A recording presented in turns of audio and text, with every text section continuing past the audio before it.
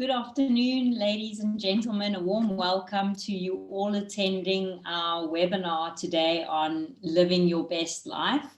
My name is Kritzas. I'm a counseling psychologist from LightHouse Arabia, and I'm looking forward to spending the next hour with you guys, unpacking such a pertinent, relevant topic like living your best life and understanding the core ingredients that go into authentic happiness. I think it's a really important topic to address because a lot of people are often confused about what happiness is and what authentic happiness is because of what they see on social media. And so my hope for today is to take you through some key ingredients that help us to achieve authentic happiness in our lives. I just want to share some housekeeping with you. What we will be doing is I'm going to share a deck with all of you, and at the end of our session I will leave 15 minutes or so for us to have time for some questions. If during the webinar you have some questions already, feel free to pop them in the chat and we will get to them shortly. And this webinar is being recorded and will be shared with you post the session today. So if you just give me a moment, I'm going to share my deck with all of you now. Right, and just so that I can share with you a bit about LightHouse Arabia, we're a mental health and wellbeing center located in central Dubai, where we offer psychological services and psychiatric care to individuals across the lifespan. We also have occupational therapy and speech and language therapy services. And, you know, since the onset of the pandemic a year ago, you know, we moved into lockdown exactly a year ago today. And so since then, we have taken majority of our services online. And so that is us in a nutshell. I'm going to move on to today's agenda and just looking into why it is that we may be speaking about this and understanding what exactly gets in the way of living a life on purpose and what are the ingredients that we need to have in place in order to create authentic happiness, and then taking you through some healthy habits in order to do so. So when we think about what gets in the way of us living our lives on purpose, I just want to share a quote with you by David Rock. It seems we've entered an era of overwhelm, a time when too many people's mental well-being is being stretched through multitasking, fragmented attention, and information overload. And this is the current state of affairs. We all feel fragmented. We are often multitasking, and as a result, we are experiencing more levels of unhappiness than ever before, feeling more disconnected from people than ever before. And a lot of the time it results in us feeling quite lonely, okay? So what we also know is that this era of overwhelm is bringing about the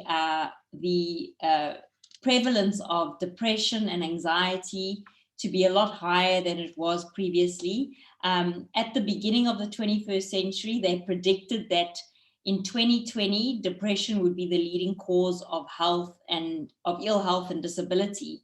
We reached that already in 2015, okay? So this is just something that we need to understand, and this is why we're speaking about this today. But what are some of the barriers to us us not being able to live that life on purpose? So I just want us to pay close attention to these. The first is being busy. Our phones are costing us our futures, okay? The average person is checking their phone 200 to 500 times a day. And if you look at the great geniuses of the world, the Shakespeares and the Beethovens and present day Bill Gates and the Bransons, they've all spent time away from digital distractions. Richard Branson plays a singles tennis game every morning at 6 a.m. That's how he starts his day. Now, we could be like the majority of people being busy, or we could be super successful, but we don't get to do both. And speaking of digital distractions, social media plays a very big role in us not feeling like we're living a life on purpose, because there is that constant comparison to other people's lives. And what we know about comparison is that A, it's the thief of joy, and B, it leads to people experiencing episodes of anxiety and depression because they are constantly looking at others' lifestyles and thinking that, you know, they have a lot more than I do. It really breeds that scarcity mindset. They operate from a place of lack then, and they don't feel like they have enough and that they are enough. And, you know, this can also lead to a lot of stress. And when we are in a state of stress, it becomes very difficult for us to create and to be in a creative space where we start thinking about our lives and how we want to bring about change in our lives and what's the next small step that we're going to take. So when you are very stressed, your judgment may be clouded. It may be harder for you to think about your future. And I actually speak a lot about this in a vision board workshop that I run with adults, whereby you need to be in a state of calm in order to create, okay? What we also see is that people who are married to their comfort zones usually struggle to experience that they are living life on purpose because they are fearful of change. They are fearful of failure. They are often very perfectionistic in their ways. And so they'll rather play it safe than venture into the unknown. And, you know, it usually requires a level of vulnerability to live your best life, you know, because it involves taking risks. It involves emotional exposure. And so this is just something to note, that opportunity and magic do not reside in your comfort zone. And so people need to get comfortable with taking those risks. A fixed mindset is another one that contributes to us not living life on purpose, because we don't believe that, you know, our practice at something will make it better. We believe that, you know, if we were born this way, this is just how we are. Whereas someone who has a growth mindset actually believes that if they practice something, that they can improve in it and that they can always learn new skills. And then procrastination is another big one. What we see is that people who are very perfectionistic in their ways may procrastinate because they fear not getting it right the first time, or not having it be perfect the first time around. And so I often say that perfectionism and procrastination are like two peas in a pod. They love hanging out together. And Seth Godin, who's a marketing guru in the States, actually says that if you're not embarrassed by the first version of your product or service, it means you've launched too late. And so I often use that when I have a client come in and they say, I have an idea, I want to do this new business venture, but I'm struggling to start because it's not perfect yet. And I often share that example and I say, you got to jump off the cliff and then start building your plane. It's not that it needs to be perfect before you start, just start. And what we also see is that people are often after instant gratification. They're after, you know, having that, you know, that reward come immediately. And so what we need to really think about is the idea that you sow, and then only do you reap. But we're in this culture where we think that, you know, we sow and then we should reap. And so it is really important that we build up some muscle of perseverance to push through, right? And because what we see often is that there's a plateau of latent potential that happens where, and I'll give you the example of the stone cutter. There's the stone cutter and he's knocking away at this rock and he's hoping that this rock will open up so that he can get his treasure. And he's hitting at it and hitting at it. And on the 99th blow, he thinks to himself, I'm going to give up. But then there's this voice in his head that says, you know what, let me just try again. And he knocks at it again. And a person walking by sees how he strikes at this rock and it just explodes open. And the person walking by may think, oh, that's overnight success. What they don't know is that this person has been sowing 100 times around before they achieved their goal. And so to understand that it will always take time, it will always take effort, okay? And now that we understand what gets in the way, I want us to look at what we need along the way to get to where we need to be. And I have created this diagram for a reason. I have put values in the center of the helm for a reason, because our values are the very things that inform us whether or not we are going in the right direction in life. They are the things that give us meaning and purpose, that are our compass guide towards what's important in our lives. So we always keep the values front and center. And then on the peripheral of the helm, you'll see some key habits that we need for living a life on purpose.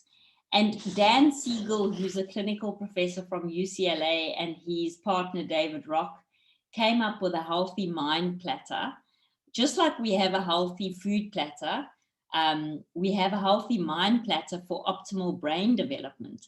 And what he explains is that we need to accomplish 7 tasks every day in order to in order to feed our brains and to optimize our brain health.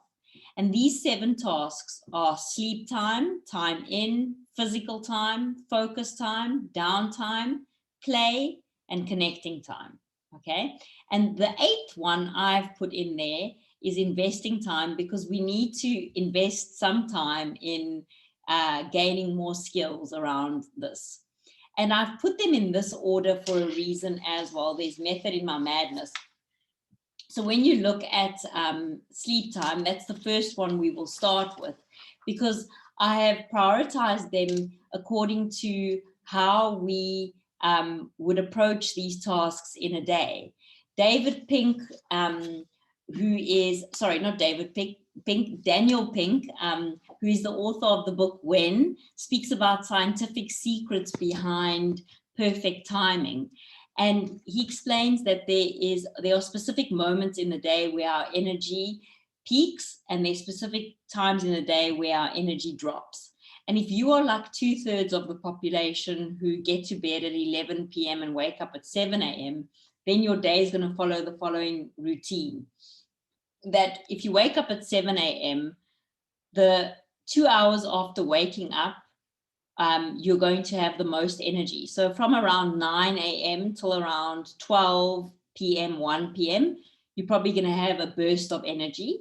And that time should be used very creatively. That time should be used analytically. That's not the time that you should be responding to emails. The time that you should be responding to emails is when that drop occurs in energy, around 1 p.m. Okay, and it goes down till around 4 p.m., 5 p.m., and then it picks up again. From 5 up till dinner is when we experience another high. And so it's very important that we know our energy levels and we play on those energy levels when we are looking at being most effective in our work. So I start with sleep time and then I move on to the others. But something we need to note here is that our values will always be in the center, because our values are timeless. And when we live a life that is aligned with our values, we will experience authentic happiness, okay? And what do we know about authentic happiness? Martin Seligman, who is the father of positive psychology, speaks about the core ingredients that go into living an authentic life. Okay, so just bear with me a bit while I take you through this. But we need to live the pleasant life, the good life, and the meaningful life in order to hit the sweet spot of authentic happiness. The pleasant life is one where we savor and appreciate life's basic pleasures. So pleasures around music, dining at nice restaurants, going on exciting vacations, companionship, driving nice cars, buying nice clothes. These all feed into the pleasure domain, and they allow us to experience pleasure. But what Martin Seligman says is that this alone will not bring about life satisfaction. In actual fact, if you only live a pleasant life, you will experience a feeling of emptiness eventually, because it's very much locked in living in the ego, and the ego is never satisfied. And I'll give you an example of this. Let's say I have been eyeing out this beautiful pair of Chanel sunglasses. And I think to myself, today's the day I'm going to go purchase this beautiful pair of sunglasses. And I drive to Dubai Mall and I go into the Chanel store and I pick them out. And I'm feeling so happy, you know, because these glasses bring me so much happiness. And I put the glasses on and I step out of Dubai Mall and I look up at this billboard in front of me, this big billboard that says Fendi 2021 summer collection. And there's this beautiful pair of Fendi glasses. And immediately my heart sinks and I think, oh, I want those. I don't want these anymore. I want those. Okay. And that is getting stuck in the cycle of living the pleasant life, because the ego will always want more. The ego will never be satisfied with what it has. And so what we need is to move into the good life, which is where we discover our unique strengths and we employ them creatively. So the good life is one where we can look at what are our signature strengths. Because when we act on them, we feel that we're in a state of flow. You know, if it is that I am really good at running, then every time I'm out for a run, I feel like I'm in my state of flow. If I'm very good at baking, every time I'm in the kitchen, I feel like I'm in that place of flow, my happy place. Now, I'll give the example of being a gifted martial arts student who goes off to win countless competitions and gold medals in martial arts. And then one day, this martial arts student starts training a 6-year-old boy who struggles with autism. And she starts noticing how through their training, he becomes more confident, he becomes happier with, his life and how things are going. And then she decides she's going to open up a school for kids with special needs, training them in martial arts. And this then moves her from the good life into the meaningful life, because the meaningful life is one where we use our unique strengths for a purpose greater than ourselves. Okay, so when we hit that part, we experience that authentic happiness, because when we can give to others, that is when we feel most alive, right? So that is in a nutshell what authentic happiness is. And I'm now going to move on to the first key habit when it comes to us really looking after ourselves and engaging in proper self-care. And the reason I share sleep time with you first is because this is the foundation of good mental and physical health. How many of you on this call get less than 7 hours of sleep a night? Can I see a show of virtual hands? Wow. Okay. That's a lot of hands showing up. And what we know is that Arianna Huffington, who used to head up Huffington Post and who is the founder of Thrive, went to the World Economic Forum a few years back, and she spoke to world leaders about the importance of sleep, right? And we know that it is such an important topic, yet it's something that we think that we can forego. But what we know is that it can really have an impact on our physical health as well as our mental health. We are currently in a catastrophic sleep loss epidemic. And if you get less than 7 hours of sleep a night, that is considered sleep deprivation. And what they found was that individuals who do get less than 7 hours of sleep wake up in the mornings with a 60% more reactive amygdala. 60% more reactive amygdala, which means that you're more likely to fly off the handle, you're more likely to be impulsive and reactive and aggressive and fighting. And that's why a lot of kids who do not get proper sleep wake up and they experience a lot of temper tantrums. And even adults can have temper tantrums themselves. So when it comes to our sleep, we need to understand that there are some important things that are happening in the body when we go to sleep. This idea that when you go to sleep, everything shuts down is most definitely the furthest thing from the truth. Because when you go to sleep, the only thing that is shutting down is your conscious mind. Everything else goes to work during sleep. And we need to understand that the best sleep happens between 10 p.m. and 3 a.m. in the morning.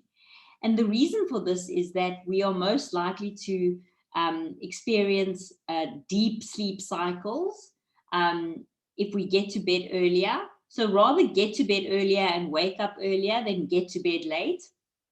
Okay, because the body will release more melatonin, and more melatonin will lead to that deep sleep cycle. What we know is that our phones are not only costing us our future, but they're costing us a good night's rest. The blue light that emanates from your phone is the same light that surgeons use in theater when they're operating on a patient. It's the same light that alerts the surgeon to not fall asleep at 3 a.m. in the morning when he's operating, and that he must operate on the left leg and not the right leg. That same light is the light that emanates from your phone, is the light that delays the release of melatonin, the sleep hormone that gets us into that deep sleep cycle. So very important that you take note of your phone habits before getting into bed, and that you get blue light screen protectors, blue light blocking glasses as well. OcuShield has some great ones online. And so these are some things that we need to take into account.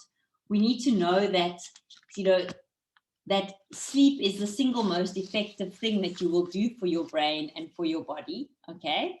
And one of the biggest threats to our sleep quality is this use of technology, okay? What we also know is that a lack of sleep is linked to physical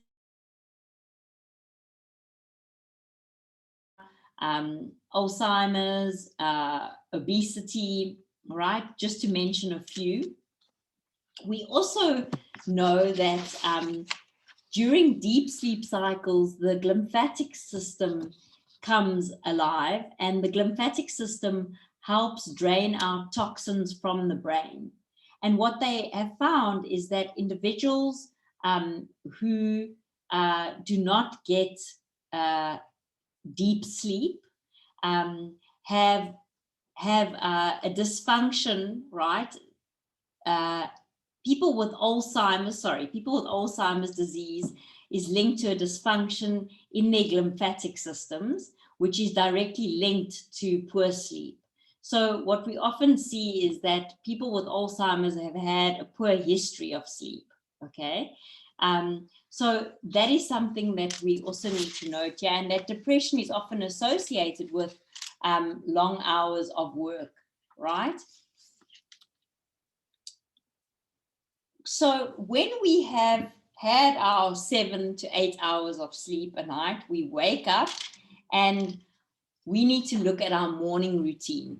And I would want to suggest to you that your morning routine is spent off your phone. Okay. And I will share a quick personal story with you. About 3 years ago, I found myself in a bit of a rut. I would wake up in the mornings and I would hit the ground running. I didn't feel like I had any time for myself. And it felt like I was on this hamster wheel where I just kept going.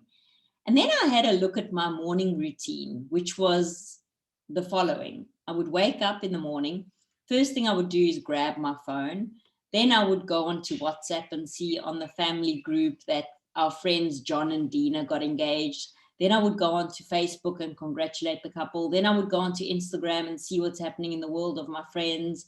Then I would see, oh, there's a dress sale on Namshi. Okay, let me go and purchase a dress. And before 7:30 a.m. in the morning, I'd been on 2 to 3 different social media platforms, checked my emails, and bought a dress online. And I just thought to myself, this is not the way for me to be starting my day. I realized that I was waking up in a state of reaction. I was reacting to the world. Then I came across a phrase known as own your mornings. And what own your mornings is waking up in the mornings and being proactive instead of being reactive. Okay. And so what this looks like is, and it's something I practice present day, and it's something that I have suggested my clients try out too, and they have reported very positive feedback as well. It's changed my life. And it's that I wake up in the morning now, present day, and I ditch my phone for the first hour of the day. Okay. I do not go onto WhatsApp. I do not go onto social media. I do not go onto emails. The first hour of the day is spent being proactive and going inwards and asking myself, what is it that I need for myself today? And it may start out with making a cup of boiling water with lemon. It may be going out for a walk. It may be going out for a run. But that first hour is spent off the phone, because if we go onto the phone first thing in the morning and we check our emails, it shoots up our cortisol levels. And there's a strong link between high cortisol levels and obesity in people, okay? And high cortisol levels and gastrointestinal issues. So very important that we understand these links. And, you know, I will strongly recommend that you try spending that first hour of the day off your phone. And there may be people on this call who are saying, but how do you own your mornings when you have a 2-year-old in your bed at 5:30 a.m.? And I'm going to say you still can spend it off your phone. And even if it's just 5 minutes that you put aside for yourself, it's those 5 minutes that were your 5 minutes. But really start out with looking at your relationship with technology. It may be engaging in a meditation practice. It may be connecting with your values. It may be practicing mindfulness. These are just some ways where we can really own our mornings and take time in. And once we've had that time in, we can look at engaging in some physical exercise, because we know that when we move our bodies, we're also releasing a lot of tension. Okay. And this really improves the brain's plasticity when we engage in physical exercise. We also know that morning exercise releases BDNF, which is brain-derived neurotrophic factor. And BDNF is a powerful little protein that stimulates your production of new brain cells and strengthens the existing ones. And so high BDNF has been linked to learning faster, remembering better, and aging slower, believe it or not. Okay. So these are just some things that we need to take into account with physical exercise. Also, it can help with reducing feelings of loneliness and isolation, because when we go and exercise and we exercise with a group of people, it's people often refer to it as the fit fam. But what they have found is that there are so many benefits in exercising with friends or family.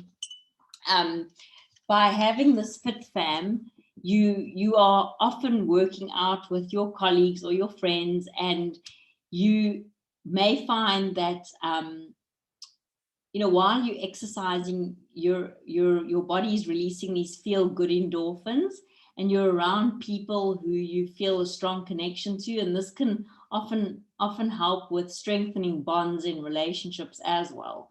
So if you don't have a fit fam, I would encourage you to get hold of a friend and start going out exercising together, because it is really good, not only for your physical health, but also for your emotional health as well. Okay.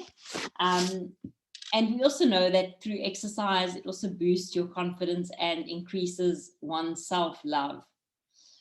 And then once we have hit the gym and we've come home and we've taken a shower and we have decided to get into our work, this is usually the best time. Around 9 a.m. till 12 p.m. is our most creative time, as I mentioned. So use it wisely.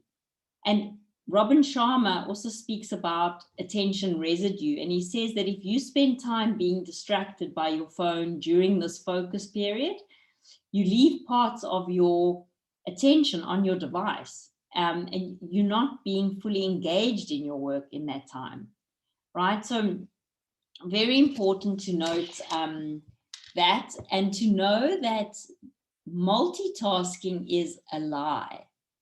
There's no such thing as a good multitasker. And I know you might be thinking, but I can multitask. I can walk down the street and chew gum at the same time. And I'll say, yes, both of those are automatic functions. But have you ever tried texting and driving at the same time? There's no way you can do both very well. Either you're going to have typos, or you're going to have someone hooting at you because you've just swerved over into their lane. Okay, so multitasking is a lie. Multitasking means that your brain is switching between two activities in rapid succession. That's all that's happening. Okay, and we lose 28% effectiveness in our work due to multitasking. Okay. And so very important that we understand that it actually impairs our performance. Okay. And if we want to be very productive in our work, we need to do one thing at a time. Okay. Instead of doing many things at once. And then downtime is such an important part of the puzzle here. But we often think, oh, but that's wasting time, is actually taking time out and doing nothing. And downtime is intentionally having no intention. It's anti-productivity. Because what we have found is that in these moments where people take time out to do nothing, or when they actually have their big, that you have this idea, or while you're taking a shower, that these ideas often come to us. And so intentionally having no intention is what we need to strive for as well, right? Because downtime actually helps us with creative thinking and problem solving. Our best ideas come to us in those moments. Insight is often preceded by disconnecting from deliberate and goal-directed conscious thinking. When you're finding that you're sitting at work and you just can't crack it, you can't, find the solution to something, get up, leave your desk, go make yourself a cup of tea, go sit outside in the garden or in the courtyard and stare into the air, because that is also needed for us to get into that creative space. Okay, downtime is key. Playtime is something that is often disregarded, is something that's often dismissed as adults. We see it as, something that's unproductive and being petty and a waste of time. But in actual fact, this is very, very important for us to exercise our flexibility muscles, for us to engage in our work more creatively. We need to play as adults. A few years back, I worked with a client who was a senior partner at one of the big consulting firms. And he shared with me that they had a senior partner conference in Paris that he had attended.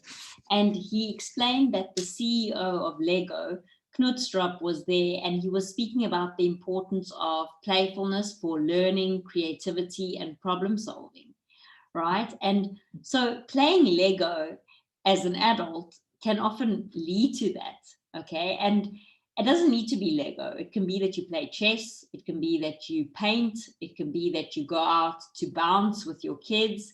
It can be that you go play top golf. But getting out and being playful can often lead to one being a better problem solver, because when we have to think on our feet, that's usually what we need to do in problem solving moments as well.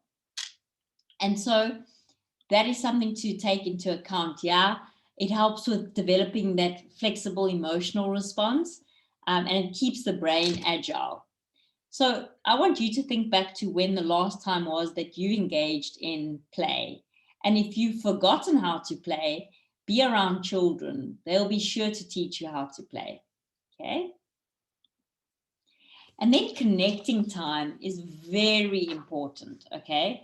We know that this can be one of the greatest mitigators against stress. It's an antidote to stress. We know that when we are investing time in our relationships, there are a lot of rewards that are reaped.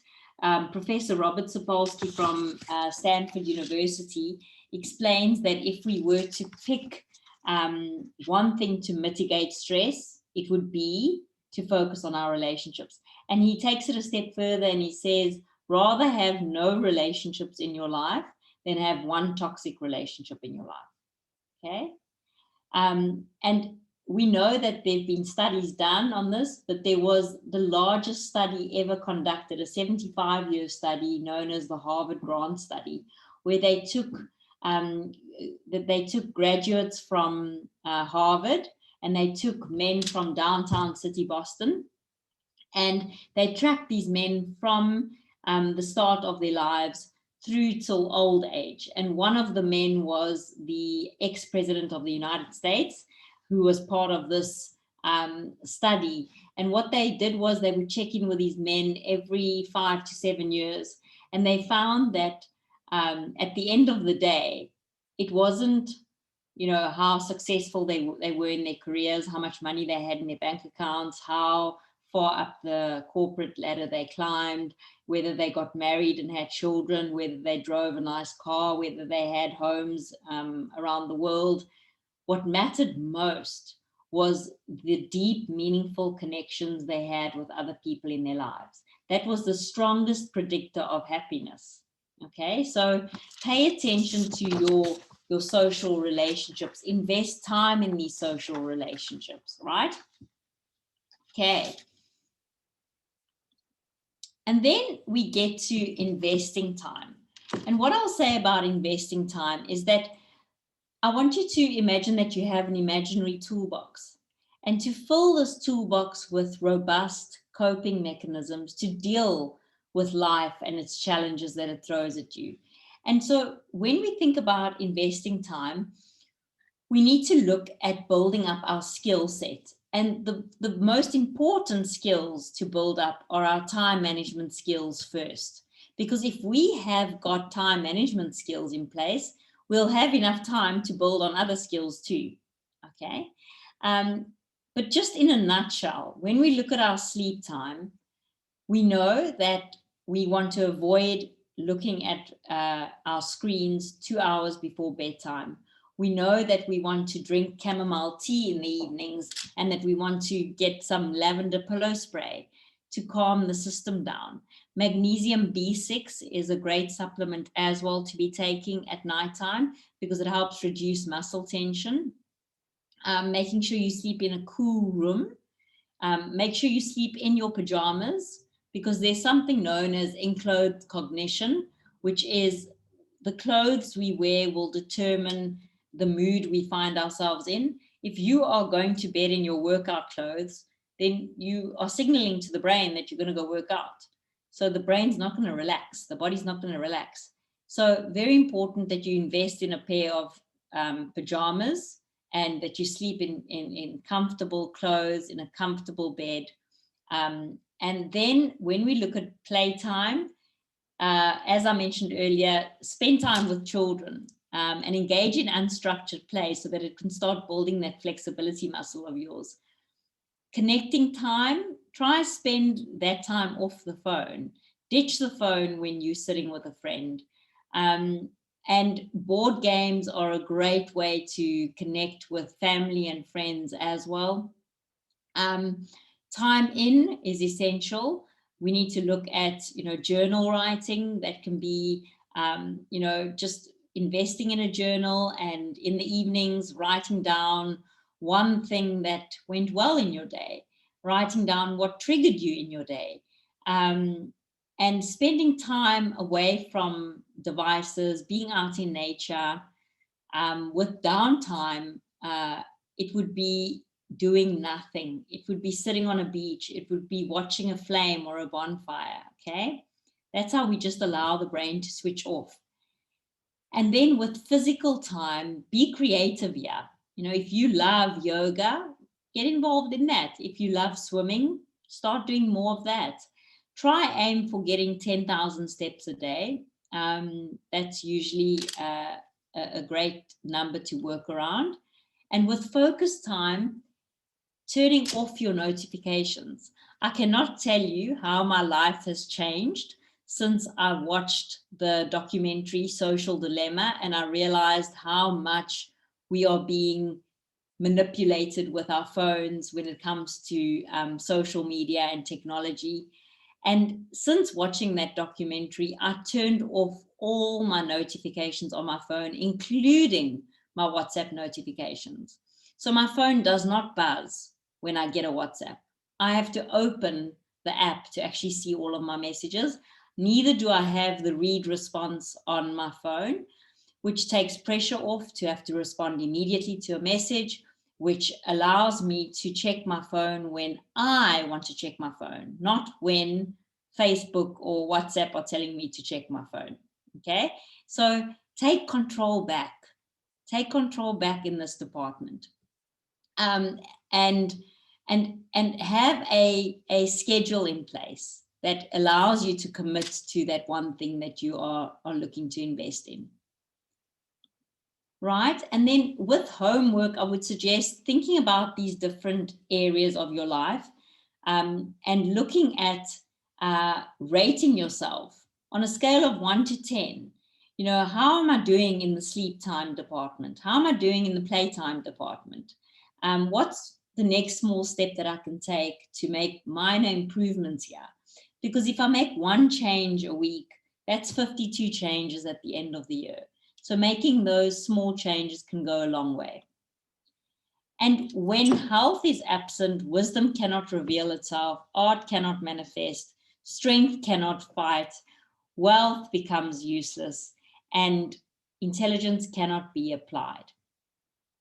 And this brings us towards the end of the webinar for today. If you found the content here to be relevant and useful to you, I encourage you to check out our Instagram handles, the @LightHouse Arabia and @Dr. Saliha Afridi accounts focus heavily on adult mental health, on your individual journeys, navigating your way through midlife, self-care, self-love. And then we have 2 parenting accounts, the Light-Hearted Parenting account, where we are sharing tips and tools with parents around managing their children at home. We also look at child mental health and well-being. And then something that I didn't mention earlier is that I'm the creator of the Smart Art board game, which is a game that aims at facilitating emotional intelligence in kids. And it's a parent's window into a child's world, allows for quality time with a child, and teaches children a rich emotional vocabulary and how to express themselves more effectively. If you're interested in checking out those 2 platforms, go and check us out on Instagram. And then the youth platforms that we have at Lighthouse Insight for our teens and at LightHouse Arabia for our TikTok users. So that brings us to the end of our session. I'm going to stop sharing my screen now, and I'm going to allow some time for some questions. So if you do have any questions, please pop them in the Q&A section.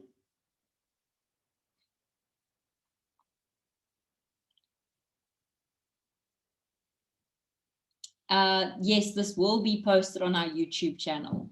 I think we do have the Living Your Best Life webinar there, but we will also be sharing the recording with your team.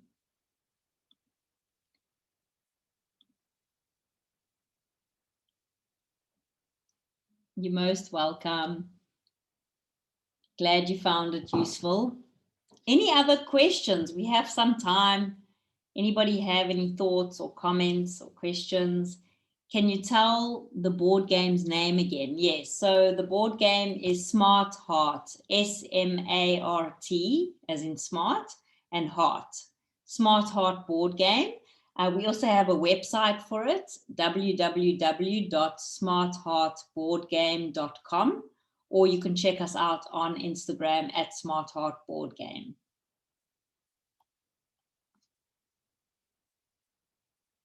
And we've just released version 2.0 of the game. We received stock of our new games a month ago, and we're very excited about the launch. Any other questions? How to manage everyone else in my family?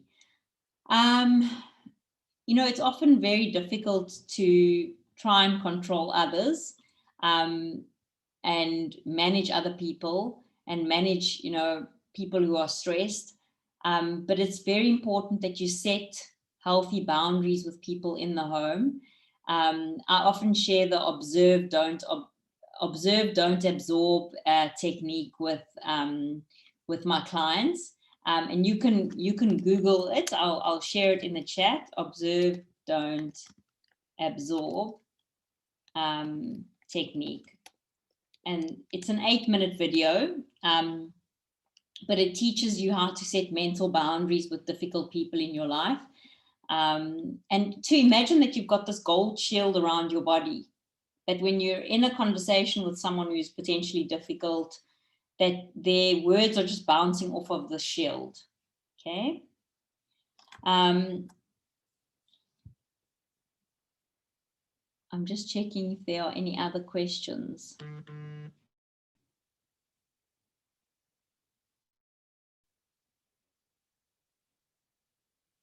I find it the hardest to force some discipline into my daily practice and stay strong in my consistency.